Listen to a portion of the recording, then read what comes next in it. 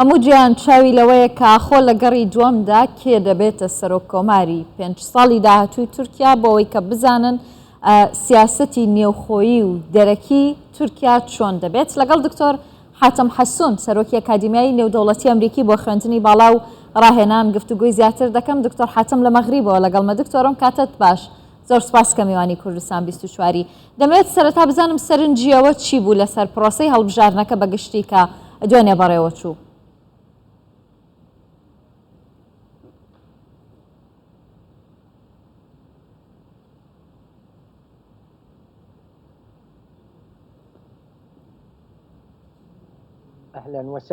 سڵاوتان لێبێ، سڵاو لە بینەرە بە ڕێزەکانتان. هەڵبەتە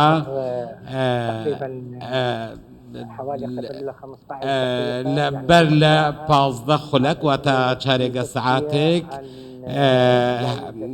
بینیمان کە لە تورکیا تا ئێستا هیچ کەسێک بە براوەی هەڵبژارنەکان داناندرێت نا حزبی ڕەجەب تەیب ئۆردوغان، نا حزبی کەمال کلژدار ئۆغڵۆ، ئەوان یەکێکیان 49.5 هێناوە، ئاویدی کلژدار ئۆغڵۆش 44 پۆینت هەندێکی بەدەست هێناوە. ئەم بەمەش ئەمانای وایە کە بێئومێدی باڵی بەسەر هەردوو لایەنەکاندا کێشەوە، چونکە نەیانتوانیوە سنووری یەکلاکەرەوە لە هەڵبژارنەکاندا ببڕن هیچ کامێکیان. ئێستا کارتی براوە دەنگی سینان ئۆغڵۆیە کە دەچێتە سەر دەنگی هەر لایەنێک، ئەوە پرۆسەکە یەکلایی دەبێتەوە.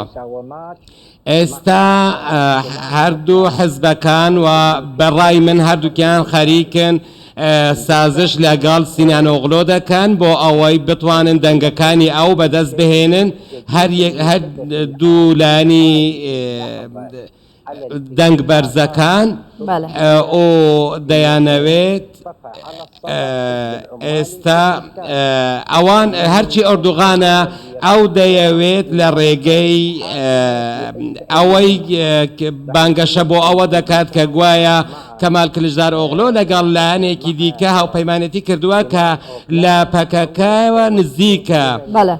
بۆیە من لەو باوەڕەدا ئەمەش وەکو کارتێک بەکاردەهێنێت، بەڵام پێویستە لێرە بیر لەوە بکەینەوە ئەوانەی کە دەنگیان بە سینان ئۆغڵۆ داوە ئاخۆ هەڵوێستیان بەرامبەر بە پەکەکە چۆنە. ئەگەر ئەوان دژی پەکەکە بن کەواتە دەنگیان بۆ ئەردوغان دەڕوات. ئەگەر ئەوان ئەوەی ڕاگەیاند لە کۆنگرێکی ڕۆژنامەوانیدا گوتی کە دەبێت هەدەپەوە داپار لە سیستمی سیاسی بڕۆنە دەرەوە ئەو کات دەنگەکانی خۆیان یاخود پشتیوانی خۆیان بۆ کەمال کلژدار ئۆغڵۆ دەردەبڕن. کەواتە ئەوە پێتان وایە لە گەڕی دووەمی هەڵبژارنەکاندا ئەردوغان جارێکی تر دەبێتەوە بە سەرۆک کۆماری تورکیا؟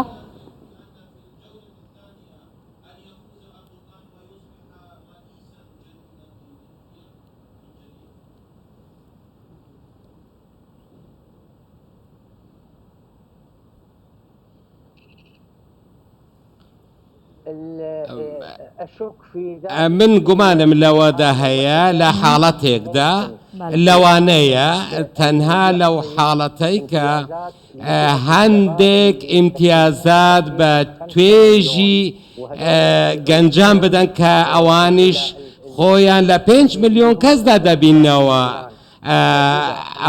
ئەگەر ئەو ئیمتیازاتانیان پێدا ئەوە دەکرێت ئەمە ببێت، چونکە ئەوان شوێنکەوتووی سینانن.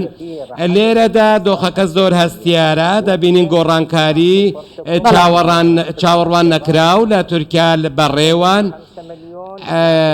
ئێستا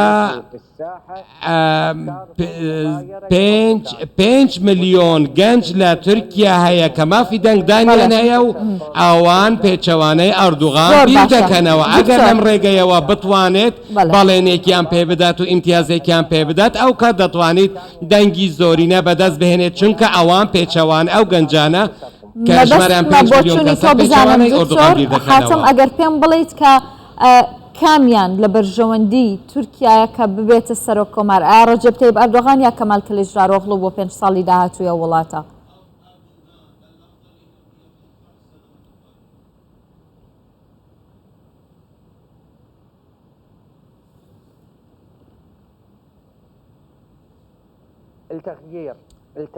گۆڕانکاری واتە جەماعەتەکەی کەمال کلیچدار ئۆغڵۆ چونکە ژیان ئێستا لە گۆڕانکاریدایە و پێویستە سیستەمیش بگۆڕدرێت، پێویستە فەرمانڕەواییش لە وڵاتە بگۆڕدرێت. زۆر سپاس دکتۆر حاتم حەسوون سەرۆکی ئەکادیمیای نێودەوڵەتی ئەمریکی بۆ خوێندنی باڵا و ڕاهێنان لە مەغریبەوە لەگەڵم بووی. زۆر سپاس دکتۆر.